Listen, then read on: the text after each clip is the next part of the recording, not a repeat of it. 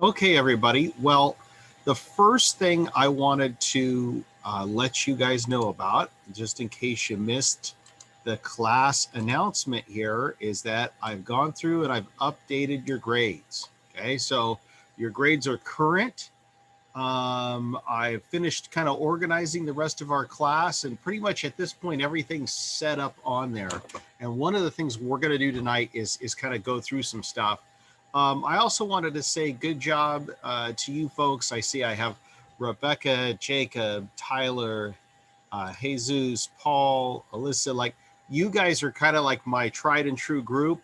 I've added in all the extra credit points you guys get by attending our Zoom sessions.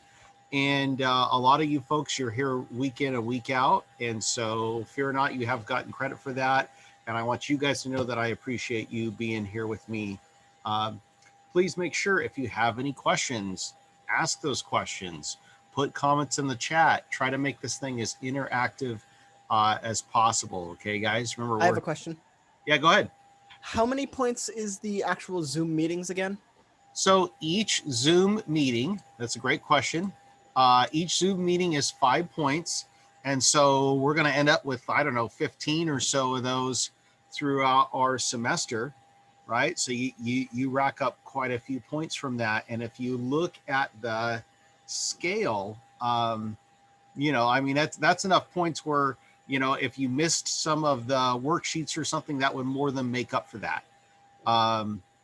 So again, the grades are current. So what that means is anything that's not like past due, any assignment that's not past due, that, you know, the assignments that we haven't done yet, those aren't counting against you. And if you can look at that, it'll show you your current grade. Alyssa's asking, when do I grade assignments? I'd like to say I grade them every week, but realistically, it seems like every week I put out different fires. So I try to rotate through. It was probably 3 weeks since I last got a chance to really get in there. And so I try to work on it at little segments, but sometimes it kind of gets away from me here. So let's do this. Let's go over. I'm in my student login. So I don't know what I've done under that, but we'll see. I'm going to go to grade here. And this will look similar to what you guys have. Well, so you can see under my student login, I didn't do a bunch of assignments, right? So right away, it shows you what's missing. Anything that doesn't come up missing yet, or it doesn't have scores and stuff next to it, those ones are not scored yet. So what that means is they don't count for you. They don't count against you, right? Like this one's on engines is due April 16th. So is that one. And of course, you guys know, as we've been going through this thing, you know, each week there's like some type of little worksheet and usually a 5-question or so quiz, right? That's kind of the normal drill.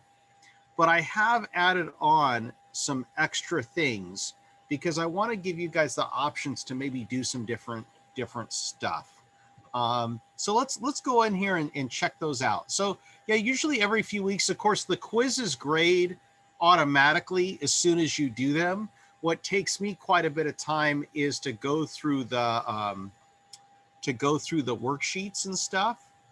And you know, because I have to individually load up each thing, each worksheet, then I got to look at it. I'll usually make some comments. So when you go to look at your stuff, you can click on your assignments and you'll see if there's any comments on there. Sometimes I'll see somebody posted an assignment, and then when I look at it, it's like, nope, that's a blank page. You didn't post an assignment. And I'll say, you know, try again, or it's blank, resubmit something. A couple of the things that I've noticed when looking at your worksheets is a lot of you guys were having a hard time maybe finding the right specifications. So I'm going to go back to our announcements. And one of the things that I put on here for tonight is that we're going to finish up our conversation on cooling systems. I also am going to talk a little bit about lubrication systems still, but I also want to demonstrate ShopKey Pro for you guys one more time so that you guys can know where that stuff's at, because I realize that a lot of you guys, maybe you don't have the tools or the space or just facilities, right, to rip the tires off your car, get it up on jack stands, all this type of stuff. So there's some parts on the worksheets that you couldn't really do, right? And some of you guys noted that stuff down. What I would still like you to do is look up your specifications. So a good example of that was like on the braking system lab. And so what I'm going to do here is I'm going to open up a different tab. No, actually, let me go back to where we were. I'm going to go to modules first, and I'm going to show you where the logins are for ShopKey Pro. So week 1 here, we had how to use ShopKey Pro. If I click that thing back from week 1, there's a little video that one of my instructors at AR, Mrs. Toshima, made. And she's awesome. She did a good job with that. I also have the link here, and I have our passwords, and these are sweet. Because what it will allow you to do is log into ShopKey and look up anything you want to look up on your car.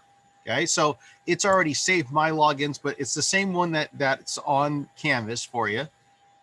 And so now you can put in whatever vehicle you want to put in to this system. So like I was working on my truck, which is older now by modern standards. And so it is a pickup. It's got the 7.4. It's that one right there. Okay, and we'll say use this vehicle.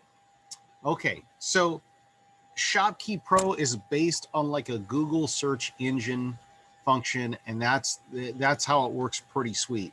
So for example, if I was interested, I wanted to know, well, how thin could the brake rotors and pads get before I have to throw them away and get new ones, right?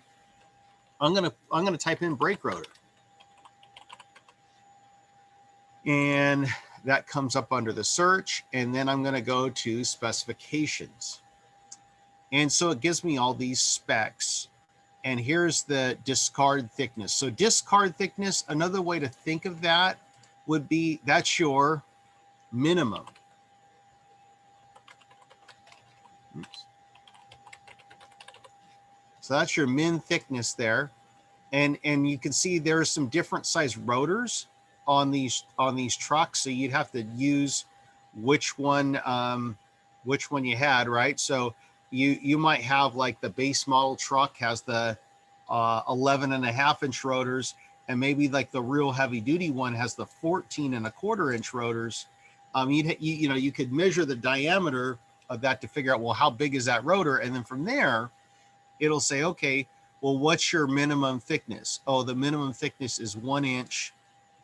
Let me change that to my highlighter. 1 inch, 215 thousandths of an inch. Or another way to look at that would be 30.86 millimeters. Now, the other thing that they've done here is they have a chart here. This is copied right from the GM factory manual that talks about what you have on there and what brakes are there. So anyways, so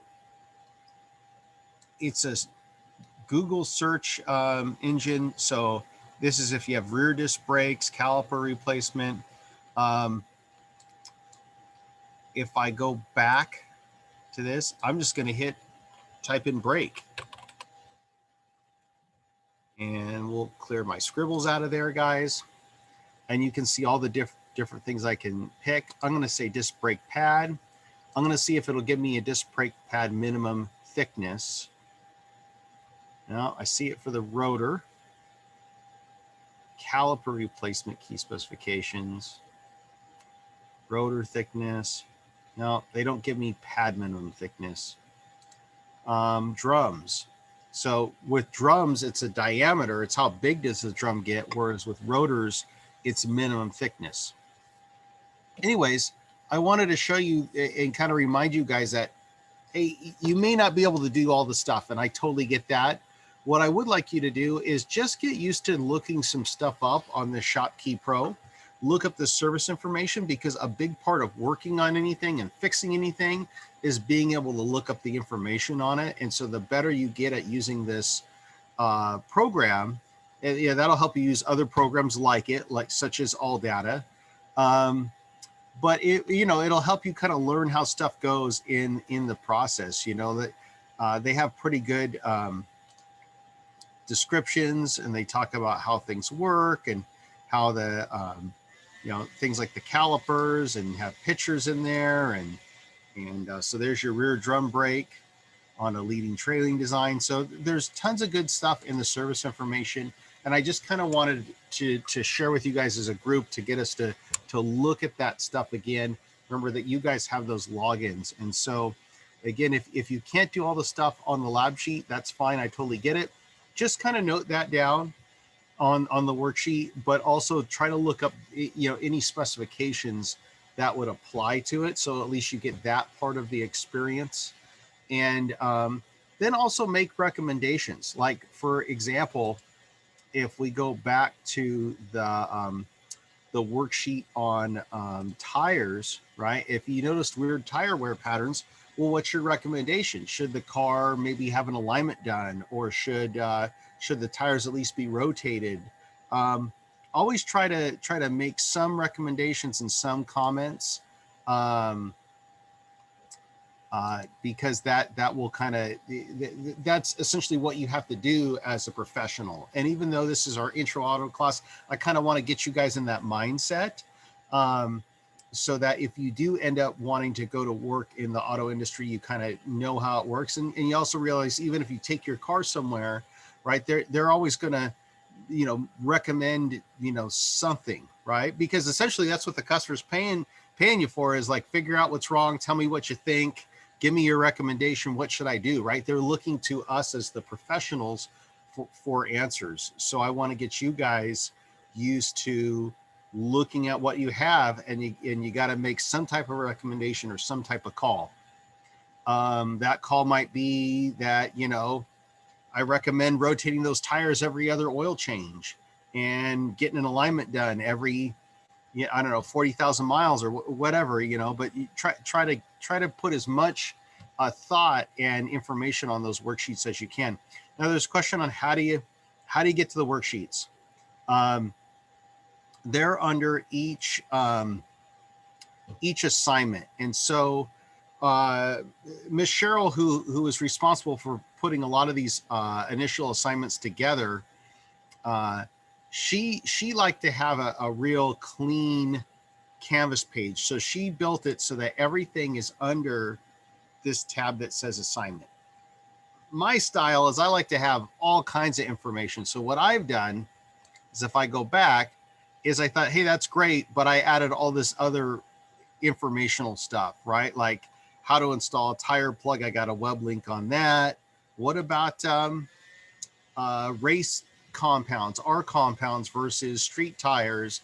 I have a article that was for some reason being slow, but an article on that. And so like, I love to give you guys a ton of information. So hopefully that doesn't squirrel you guys out in 100 different directions. What do you really want to do? I mean, if you're just trying to do bare bones, go to the assignment. Every time it'll say assignment for week 6 or assignment for week 10. Go down the assignment. The very pertinent training videos, the ones that directly relate to the assignment, are right there. And then the worksheet, right, is going to be this one right here that says fillable form. And we've done this a couple times before. What you want to do is get it to load up, and I'm going to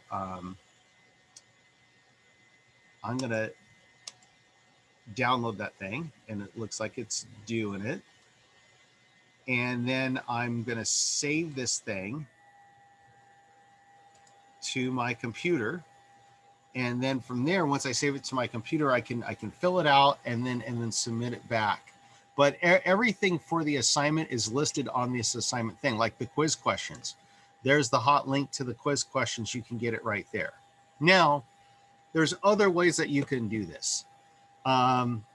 So you could also go to this tab that says assignments, and just go through here and start working on the assignments. So like here we are, we're at week 11. Where did it go? Do upcoming assignments. Okay. Fasteners. It's kind of weird. All right. Well, April 16th. That's what's coming up this Friday. So there's the link directly to the quiz. What I find though is when you do that, sometimes it will skip some of the information that you need. Now, there's another way to do this, and a lot of folks like it. In fact, it's one that I like because it gives me a visual representation of what's going on and when stuff's due, and that is to look at the class calendar. Okay, so here we are. Today's the 13th of April. Here's my here's what's due, my quiz on engine oil service, and then I also have a quiz on just how engines work because we've been talking about engines for the last few weeks. Next week we have a little activity here on fasteners, and that'll be, that's not right actually. That should be moved. All right, well, I got something else to fix. Man, it's always something. But anyways, this works pretty good. And this is the thing I generally check every week, is make sure that the right assignment is due at the right time. It should always link with our class, and usually what's due is like 1 week behind. And why did I build it that way? So that, let's say you cannot attend these Zoom sessions, but you are watching the YouTube videos. Well, it takes me a couple of days to get the video downloaded and then reposted to YouTube, and then it might take you a day or two to watch it. So to give you plenty of time to, you know, watch the video after the class meeting and get your work done, whatever is due is always running like a week behind of where we're at. So we actually didn't talk about oils last week. We really talked about oils a lot the week before last, right? Our first week coming back from spring break. But the quiz for it is what's due this Friday. Okay. And anyway, so that's kind of how it's all set up. So everything's built on those assignment tabs. And so that's probably the best way to go through it. But like I showed you, there is a couple different ways you can go through, see, well, what week am I in? And then where is that assignment, and kind of keep going that that way as well. All right. Let's do this. Engine oil service. I'll hit next. Now, some of these, so let me go back one. Some of these videos are purposely built for you if you don't have the ability to do this on your own car. So, for example, this video right here that says changing oil. Not 1 hours invested. Not the ad, but all right. That's a nice Chevy. All right. Anyways, so this video is done by. Oh, this is not the video I thought it was. That's the Edmunds video. Hang on a sec. It's a pretty good video. I'm not sure. Oh, okay. How to change your oil. Here it is. Okay, this one. And now we're going to perform. Is done by Mr. Gage Cleanshoe, one of my instructors at AR, and he goes through the whole oil change on his BMW.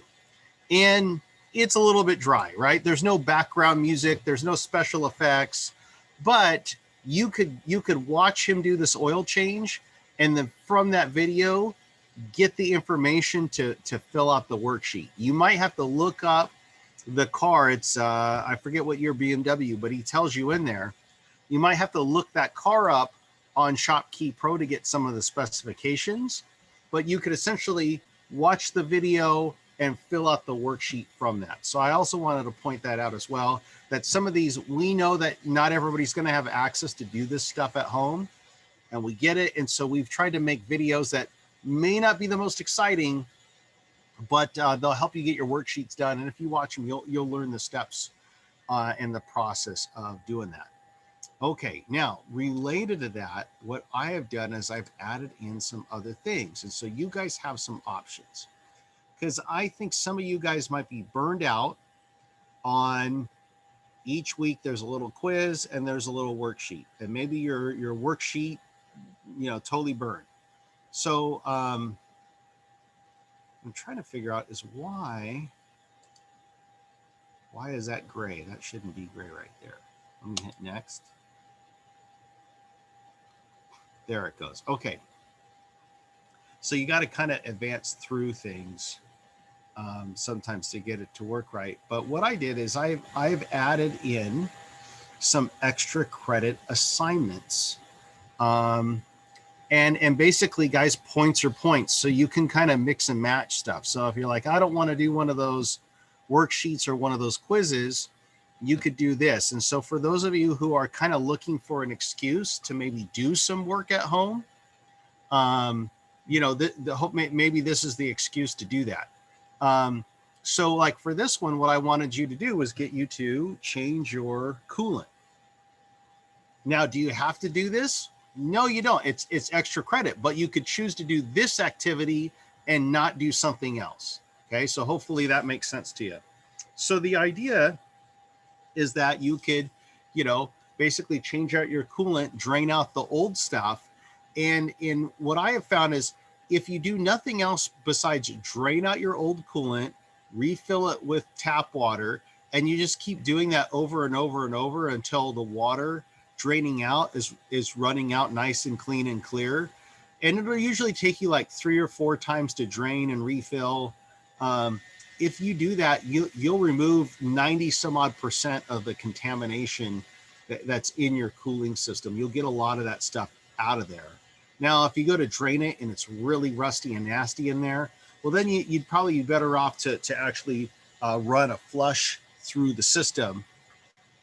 But if it isn't real bad, just by draining it out into a pan, refilling it with water, and doing that several times, and then draining it out one last time and putting in, let me hold this back up, coolant that's full strength, because what's going to be in the engine block's kind of watered down by that point, to get you back to your 50-50 mixture, you'll end up with a cooling system that's refreshed and rejuvenated, and a lot of the contamination is pulled out. So I have this one on cooling systems. I have put together some other ones. Like we're at here at week 11, which we don't really have a worksheet for week 11. I put a couple video clips there that show you how to service your transmission, and I put together an extra credit assignment. So if you wanted to do a transmission service, and if you felt comfortable doing that, you could do that, and you would make a short video of it, and you could get some points for doing that.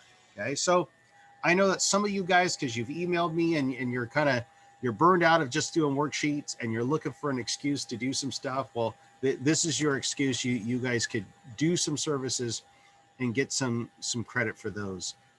If you have a friend or family member and you've been trying to get them to clean out the garage so that you could do some work in there, you could use this as a way to encourage them to get that garage cleaned out so you can do some activities. Or if it's just not an option, like you don't have a way to work on stuff, well, that's fine too. Just keep going through like we've been doing it, where every week there's going to be a little quiz, there's going to be a little worksheet, there's going to be some videos that kind of match along with that, and you can watch the videos and keep working your way through the course like we've been doing. Okay, so I just wanted to give you some options on that stuff.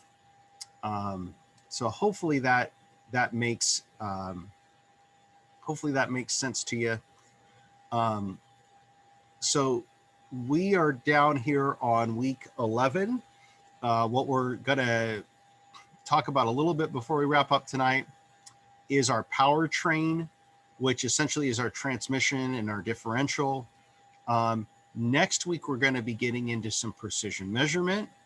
And that's why when I looked at the calendar, I realized I needed to fix some things because I had the fasters popping up ahead of the precision measurement. So I need to fix that. But so we'll do some precision measurement next week, and then we'll do fasteners and thread repairs. And those honestly, they're pretty light weeks. I do have a good hands-on assignment chasing down some hardware, but they're pretty light weeks. And then we're going to come back to our engines and do some electrical basics related to our engine and some engine diagnostics. And that's what we're going to wrap up our class with, those engine diagnostics. So that's what we have for you. So with that, let's back up real quick. And what we're going to do is go back a couple weeks, because we get the oils quiz this week. That's due this week. I'm going to change my screen share. There we go. And with that, I'm going to put up the document camera if it will let me. It doesn't seem to be wanting to. There we go. All right. Now let's get the document camera going. Oh, no, it's not. It's not working. Well, darn it. All right, so we won't do that. What we will do, though, is we'll close that guy out of there.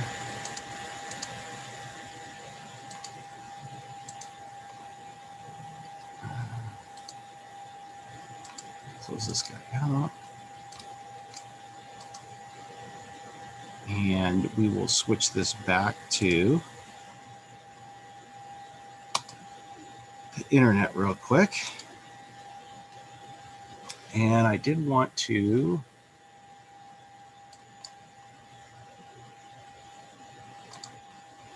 put up our lubrication system animation, because I wanted to revisit lubrication systems, because, like, you know, from a vehicle's owner perspective, you know, like, one of the best things you can do for your car is service the engine oil on a regular basis, right?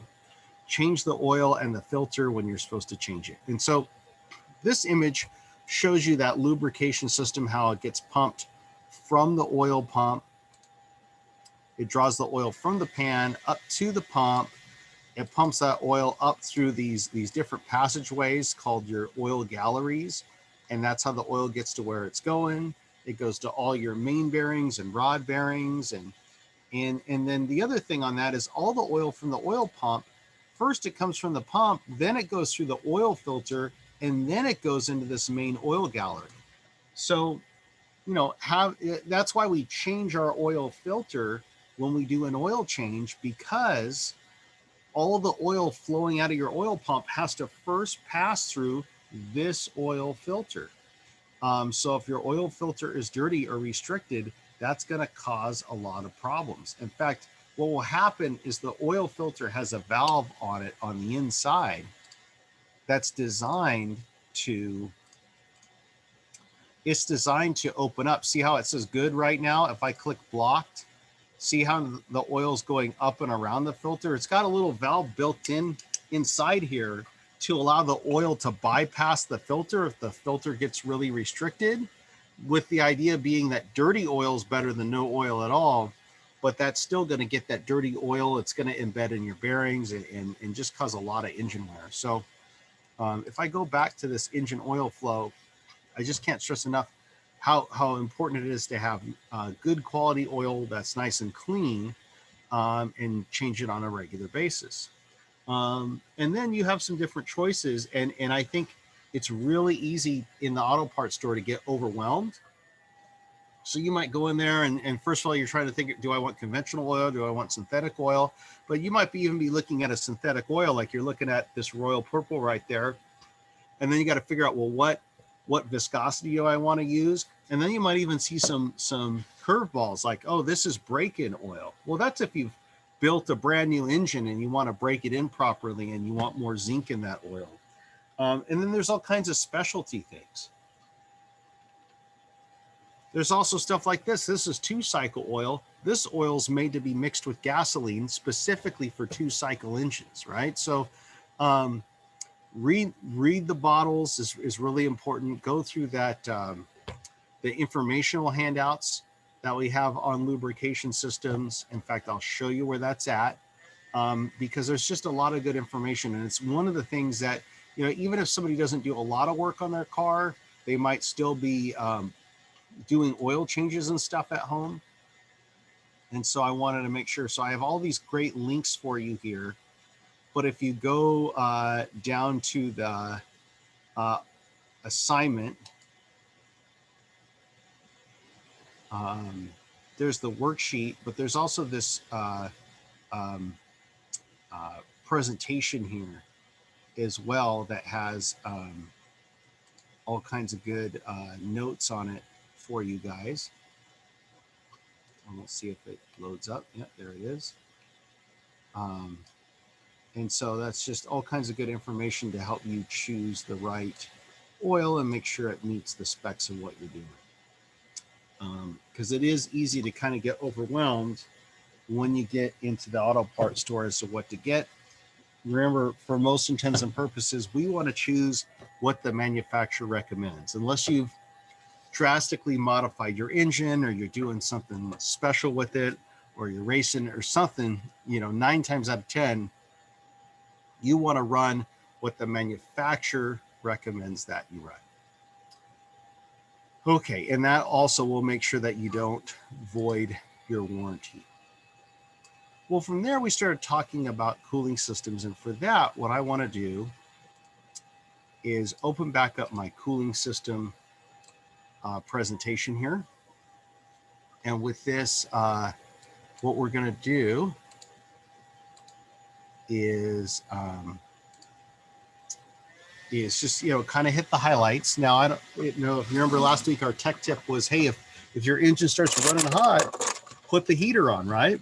Because by putting the heater on, you increase the cooling capability of the system by bringing that heater core into play. All right, so that was our tech tip. If the engine starts running hot on the temperature gauge, run the heater on full blast to help give you a little bit extra cooling capability. So we started moving through this thing. We talked about how you could have coolant leaks here. And let me change my screen and make it a little bit sharper here. Yeah, right about there. Okay, so we talked about how we have a water pump. Really, it's designed to pump coolant, right? And coolant, for our climate, is a 50-50 mixture of antifreeze and water. So when I hold up this other gallon of coolant I have right here, it says concentrated, must add water. Okay, this other one says full strength, must add water. But you'll see other jugs of coolant at your auto parts store that says 50-50 pre-mixed. Okay, for our climate and most climates across the United States, what we want is 50% antifreeze, which is what I have in those jugs, and 50% water. And that gives you your right ratio. If I lived in a really cold climate, let's say I moved up to Minnesota and it's going to get like below 0 there, well, I might run like 60% antifreeze and 40% water. But for most other places, it's a 50-50 mixture, okay? So we talked last week about how we have this water pump. It's really pumping coolant, not water, and how it has seals on the inside of it. And it also has a little drain hole or weep hole. And when the water pump fails, it's common for it to start leaking out of that bottom seal. And it's really tough to see. If you get a good flashlight and a good mirror, you can usually go in there and see that and figure that out. And that's usually a pretty involved job to replace the water pump on a car. Some cars, it's you do it when you're doing a timing belt job because that's the only time you can get to it. Here's a good image of the the belt driven water pump, and the water pump is this thing right here in the center. And so all those belts have to come off. A lot of other brackets and other things have to come off because it's located on the front of the engine, and that can be a difficult spot to get to on a lot of engines and a lot of cars. We talked about how there's all these little passages controlling the coolant flow and circulation.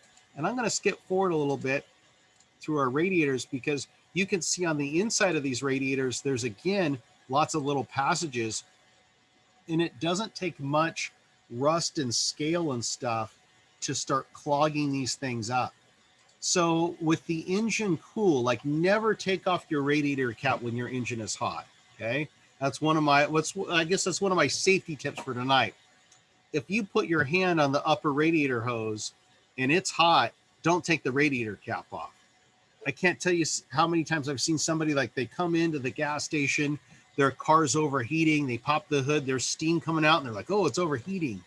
And then what do?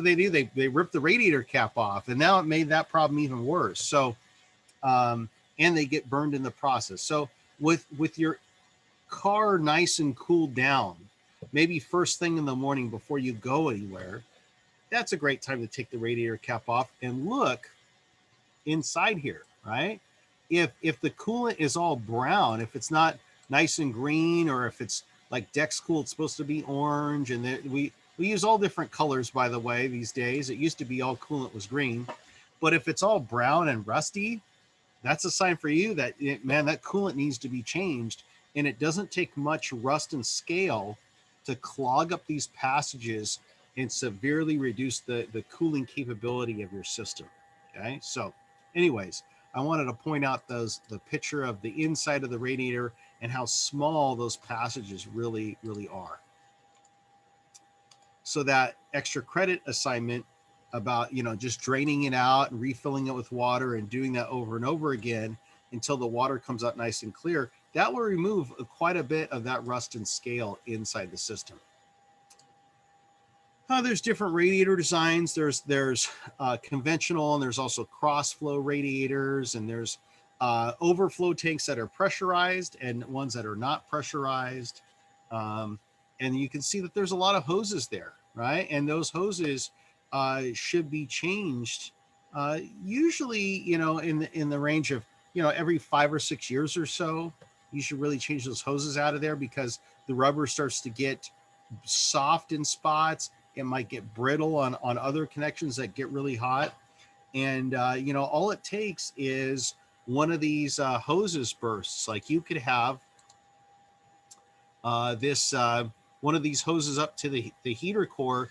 This blows out, you lose all your coolant, and now your engine overheats and it warps the block and ruins the motor. So, a good thorough cooling system inspection and servicing these parts, changing these rubber hoses and belts and stuff is really important for the life of your car. And that's why you guys that have done the assignment where you looked at different maintenance schedules, you'll notice that the radiator hoses and stuff, those things are on there, especially when you get up around 60, 80, 90,000 miles. They're usually on that list of stuff that should be changed. And even before that, they're usually on that list of stuff that needs to be checked.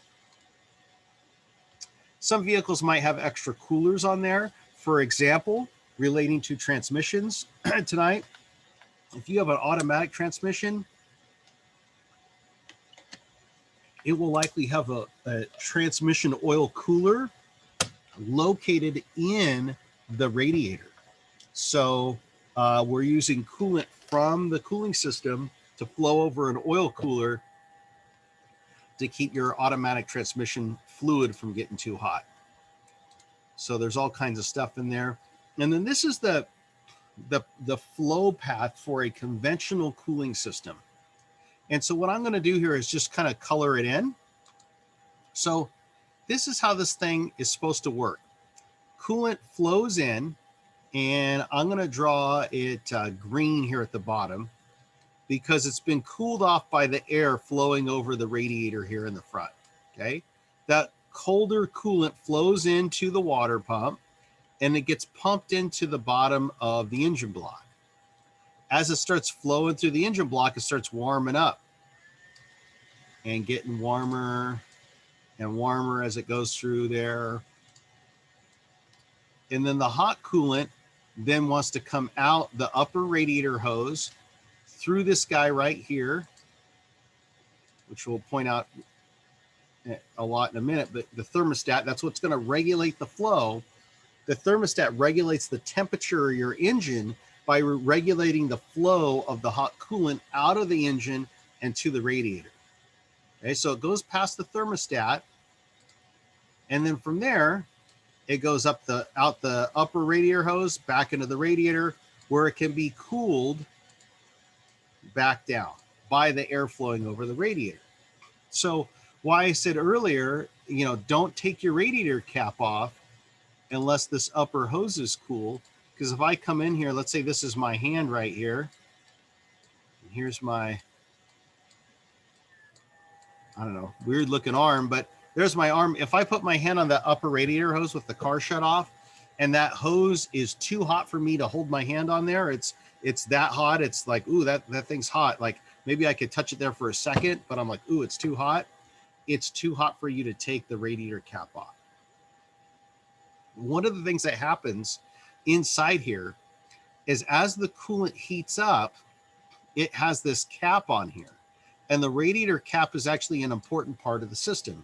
It holds the cooling system under pressure. And that is really important because for every 1 degree of pressure, so I'm going to put pressure or PSI,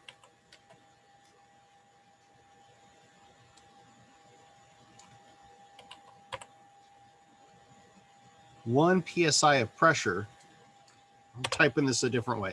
For every 1 PSI of pressure, it's going to give me a 3-degree rise in boiling point. Okay, so I typed that out kind of weird, but let me explain to you guys what I mean. I'll put this down here. All right. So for example, water normally boils at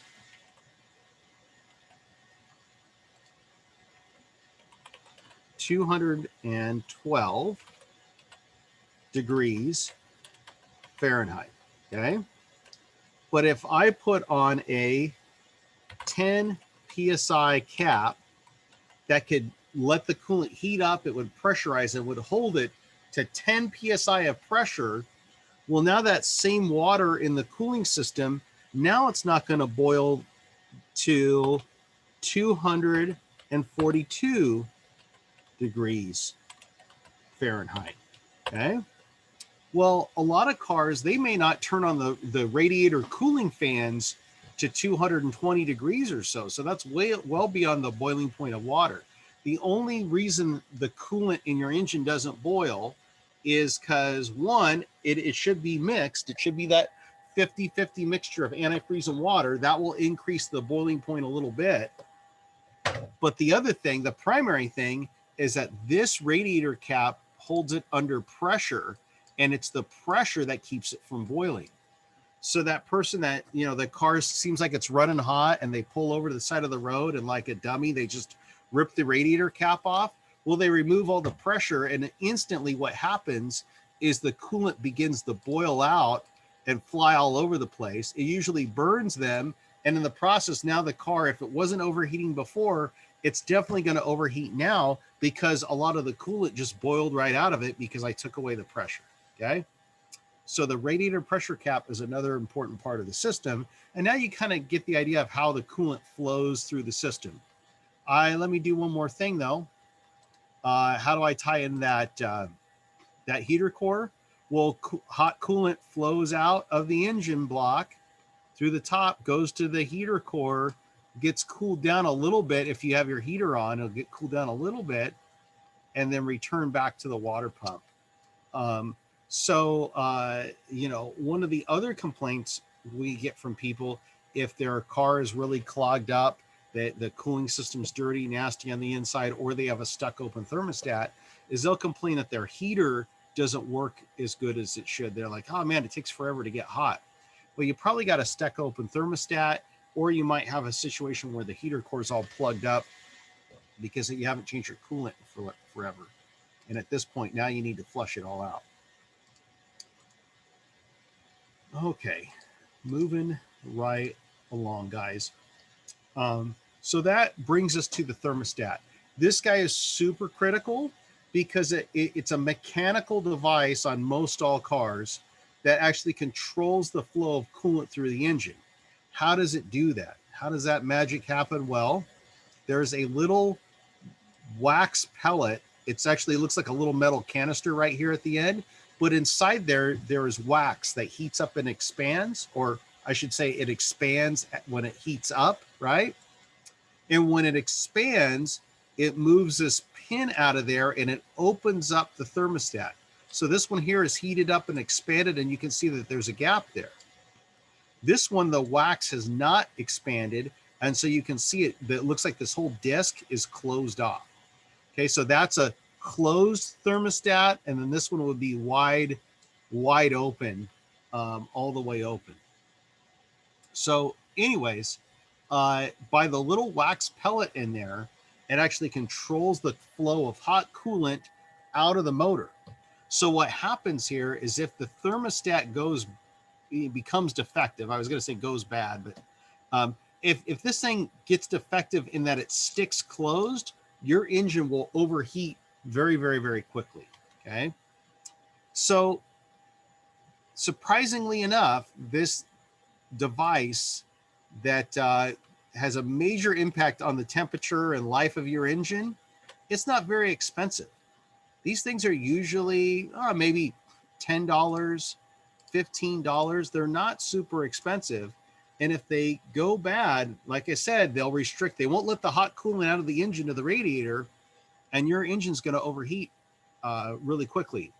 So one of the things that we like to do if we're working on a car and the cooling system hasn't been serviced in a long time, is a lot of times what we'll do is we'll just change the thermostat, just a matter of servicing the car right, with the idea that the thermostat's not very expensive, and if it does stick, it could be catastrophic engine failure. So I'd rather have a fresh one in there than one that's got 100,000 miles on it and that's 8 years old now. So anyways, I almost look at that as part of like good cooling system service. It is kind of a more advanced job. So it's one of those ones where I don't know if you would want to tackle it at home until you were comfortable doing more advanced jobs. But it's a great one for us to do, like in skill and speed class this summer, or in the heating and air conditioning class, that type of thing. So again, it mechanically opens and closes by the little pellet in there. And here's how it's located. It's usually on top of the engine, somewhat close to the water pump. There's going to be, it's underneath that upper radiator hose. There's going to be a couple of bolts holding it together. And it's not a super difficult job, but on some cars, it can be kind of a booger to get out of there. And then you got to bleed all the air out of the cooling system, which on some cars can be a little bit tricky. So it's definitely a more advanced one. This is a good one. Like if you think you want to do this, I actually wrote this up on your one of your extra credit assignments, is if you didn't have a car to work on, one of the things you could do is go to the pick and pull, you pull it type yards, pick a car that's maybe kind of like your car, same engine or whatever, similar year, and practice on one of those. Take the thermostat out of that and take pictures of you taking the thermostat out, and I'll give you extra credit for doing that. And that's a great way to practice your repairs. And that way, if you're worried, well, I might strip out a nut or a bolt or break something, you're doing it on a car that's in the junkyard anyways. So it's kind of no harm, no foul. So anyways, on all of our extra credit assignments, I put the pick and pull option on there for you. So if you don't have your own car to work on, but you can get a ride out to pick and pull, and you have some tools that you can go out there and do some activities on some of those cars and get credit for doing that. And I think that's a great experience. It's a great way to learn how to do something and maybe build up some confidence before you try to tackle that project on your own car. So, you know, if you're ready for it, it wouldn't be a bad idea, especially if your cooling system's pretty dirty and it doesn't look like it's been serviced, to change that thermostat out, maybe change the upper and lower radiator hose out too, if you're flushing out your cooling system. We'll finish this up on the airflow.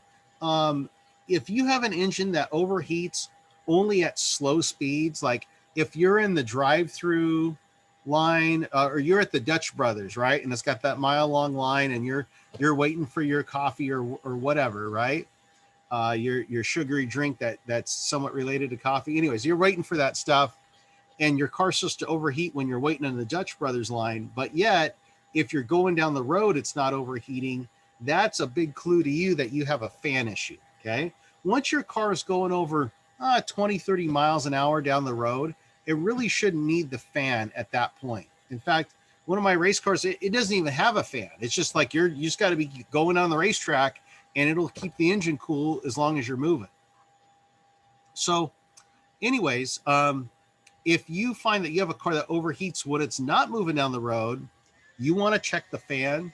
Most cars these days have electric cooling fans like these ones right here. And what that means is if there's some type of electrical problem, those fans aren't going to come on. One of my quick checks for this, and this is your another tech tip for tonight, is if you want to check your electric fans, turn your AC on. If you turn on your air conditioning and wait about 30 seconds or so, the one of the two fans, if it's a one that has multiple fans, one of those fans should come on. If it only has one fan, then that fan should come on when you turn your AC on. Okay, that's how pretty much all the cars are programmed to do, because you got to pull airflow over the condenser, which is a part of your air conditioning system that looks like a little radiator in front of your main radiator. But anyways, you can learn more about that if you take our AC class. Anyways, check the electric fans, turn the AC on, and those electric fans should fire up. Okay. So cooling fans, there's usually some type of temperature switch, a relay involved. I beat you up with antifreeze already. Again, here's my recommendation. Just like we said on the oils, use the manufacturer recommendations. Use the manufacturer recommendations for antifreeze, and don't start mixing stuff, right? You're not a chemist. You shouldn't be mixing ethylene glycol, the green stuff, with the Dexcool orange stuff or the BMW blue stuff. Like, use the right product for your car. Don't start mixing stuff together. Usually different brands of coolant or different chemical compounds, Dexcool versus Toyota Super Long Life versus whatever. Usually they'll have an adverse chemical reaction and really clog up your cooling system and cause you all kinds of headaches. So use the right stuff for your car. Okay. And lastly, the radiator pressure cap. I already hit you up about this. This is a really important part of your cooling system because it keeps the cooling system under pressure, which raises the boiling point, right? For every 1 PSI, it's 3 degrees. And so super important. I was having an issue on my race car getting hot, and I thought I had all kinds of big issues. And a good thorough inspection realized that, I had a little crack in this coolant recovery seal, that outer seal, that was letting some coolant leak out. It was letting some air into the system, and that was all of my problems right there. So I can't stress enough how important a radiator cap is. If it looks old, if it looks nasty, I would say just replace it. Okay. Again, kind of like changing out that thermostat. It's almost a maintenance item. They're not super expensive. I would say this though, one other tech tip on these: when you go to the auto parts store, they sell these ones with like a red lever that pivots sticking out of the cap. And my recommendation is don't ever buy those stupid ones. You know why? If there's a big red lever there, and you know what it says on that lever? It says lift. And I'll tell you, people see that lever and they lift that thing up and it blows all the pressure out, and then the car overheats. And so I realized that those red lever styles are nothing but problems, because people always try to lift the lever and release all the pressure, and they cause themselves a lot of heartache by doing that. So Anyways, I get a standard cap that does not have that stupid red pressure relief valve on the top. All right. So hopefully that covered some main parts of cooling systems. You can find a lot of stuff out by just doing a really good, thorough visual inspection. And if it looks sketchy, if the belts are cracked or worn, if the hoses are soft or really hard in spots, if the seal on the radiator cap looks bad, you know, like, replace that stuff, right? Just don't leave stuff to chance. You could have a $15 radiator hose cost you a $1,500, you know, head gasket or engine job or something. So, all right. So moving right along, I want to shift gears a bit because I promised we'd talk a little bit about transmissions. So we're going to change our screen share and just hit a few slides of this transmission servicing slide one. And of course, the transmission is there to get the engine's power from the engine down to the drive wheels, right? And it's got to be lubricated, right? But there's different types of transmissions, right? There's automatic transmissions that shift for you, and there's manual transmissions where you're shifting the gears, right? Most vehicles these days, like 97% of all cars, come with an automatic transmission, okay? So I'm going to put 97%. Cars are automatics. And really what you have left is 3% of the cars, like sports cars and stuff like that, have manuals. There's a lot of people that I know that they don't even know how to drive a manual transmission. I bet some of you guys don't know how to drive a manual transmission, and that's fine. But I will say this: if you want to be a professional automotive technician, you need to learn how to drive a manual transmission, because inevitably what will happen is your first day on the job, you'll have to move a car in the shop or something, and it's a manual transmission car. And I've seen it again and again and again and again. I've had students that were great students. They went through the whole auto program, and they, you know, got A's and stuff, and they have ASE certifications, and they didn't really learn how to drive a manual transmission, and it instantly was a problem at whatever shop they worked. Because yeah, I know it's only like a few, you know, out of all the cars you work on, you might get a manual transmission car like once a month or something to work on, but you look like a complete bozo if you don't know how to drive that thing. So make it a point in your life to learn how to drive a manual transmission car, okay? Because that's a skill that you still need to have as a mechanic. All right. Well, manual versus automatic, they will usually use two different types of fluids, okay? So let me clear out some of my scribbles. We'll keep going here. So manuals, usually 30 to 60,000 miles. Automatics, about the same. Some of them go longer than that. But here's the difference. And I'm going to switch away from this presentation because what I want to do is go back to the internet, and I want to show you guys some pictures. Let's see, we can close out that one and that one. So here is several images of automatic transmissions. And with automatic transmissions, you have this thing in the front right here called the torque converter. And the fluid doesn't just lubricate the transmission, the fluid actually applies the gears inside. So here's an image of one, and I just want to point out that there's going to be these clutch packs on the inside. And so the automatic transmission uses the automatic transmission fluid to apply the different speeds.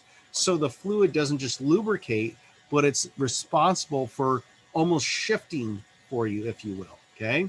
So the type of fluid that goes into automatic transmission is critical, and it will determine not only keeping it lubricated, but how do the shifts feel when it changes gears and all that type of stuff. So it's super critical. Again, you have to use the manufacturer's recommended fluid. And automatic transmission, it's one of those ones where you want to double, triple check that you have the right fluid in there. Well, why is that? Let me show you a couple of pictures on the inside. So what I'm going to do is I have CDX up here, which is a, you know, an awesome program, especially if you guys end up taking more auto classes, you'll need to get it. So I'm in the automatic transmission section of the book.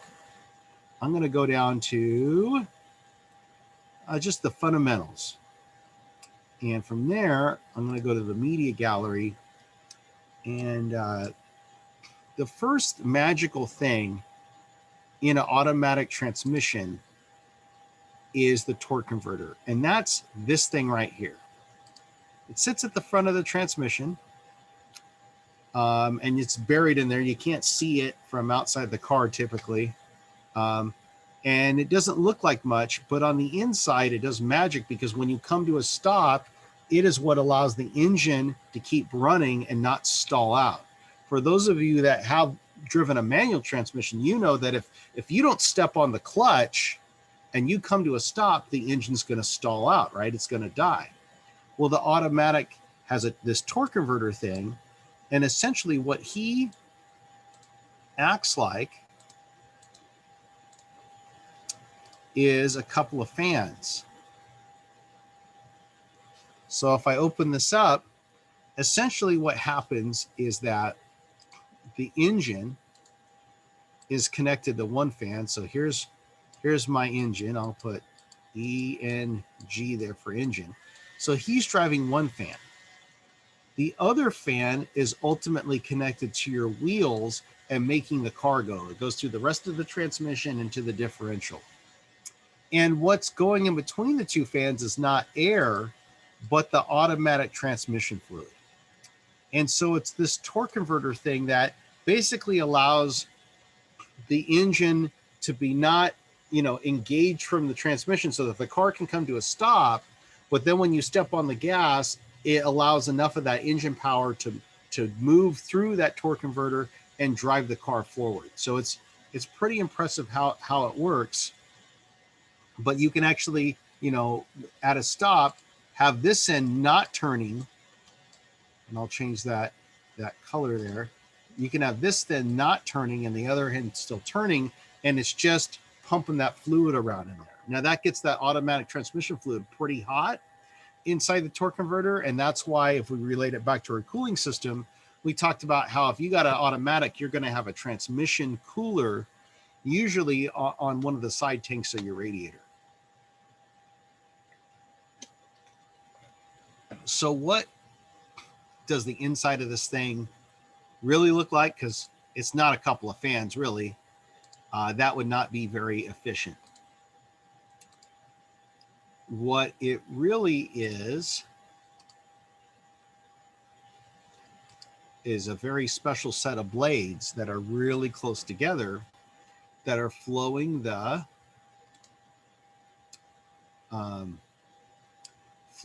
oil around and around between the impeller, the turbine, and the stator.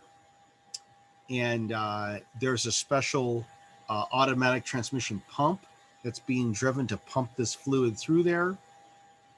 And I guess I just can't stress it enough that the quality of the automatic transmission fluid is important, that it gets pretty hot, that it's also in charge of applying the different gears. So when it shifts between first gear to second gear to third gear to fourth gear or whatever, and a lot of our new automatics have 5, 6, sometimes 7 or 8 speeds, you know, there's a little clutch pack in there for each gear, and it's the fluid that's applying those clutches. So having the right fluid that's in good condition is, you know, really, really important. So here's the torque converter at stall point. And then if I hit coupling point, this is now where you're kind of like cruising down the road. And so it's not slipping anymore. And a lot of these torque converters have a lock up torque converter clutch.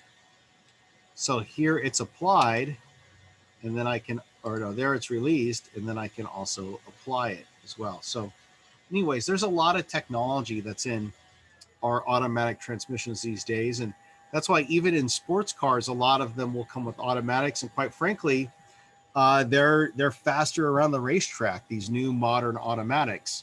I don't know if they're as fun to drive, but they're certainly faster these days.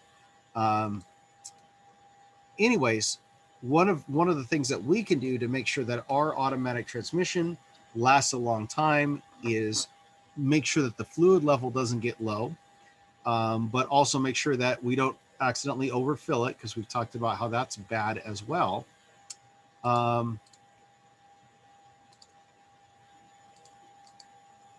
If we go back to this, but also, changing that fluid out of there is a good thing to do to make sure that thing lasts a long time. And that's why for this week 11, I put some video clips of servicing your automatic transmission and servicing your differential. And that is something that you could do if you were so inclined. And you can send in the photos for that for some extra credit points if you rather do that than a quiz or something like that. So this week, if we kind of wrap this thing, I should mention differentials here, huh? So automatic transmission, manual transmission, right, where you have the clutch and everything, and you got to shift the gears, and you're actually moving gears on the inside. Actually, you're moving synchronizing sleeves that lock gears to the main shaft when you shift in here. And so for that type of transmission, the fluid is just mainly responsible for keeping everything lubricated. It's not applying clutches or anything. So a lot of those will use like an 80-90 weight type of oil thing, but it's still important to have good transmission fluid in, good transmission oil in there. I've seen a lot of cars with manual transmissions that, they get 10 years old, 15 years old. And, when they got to be about 5 years old, this thing developed a little tiny leak on it. And then now that it's 10 years old, now it's leaked out, maybe a quart of fluid. The transmission goes dry, and then all these gears and stuff burn up inside here. Like manual transmissions can last a long, long time, but if you let them go low on oil and major gears and stuff fail, they're extremely expensive to rebuild. So you don't really want to let those things run out of fluid.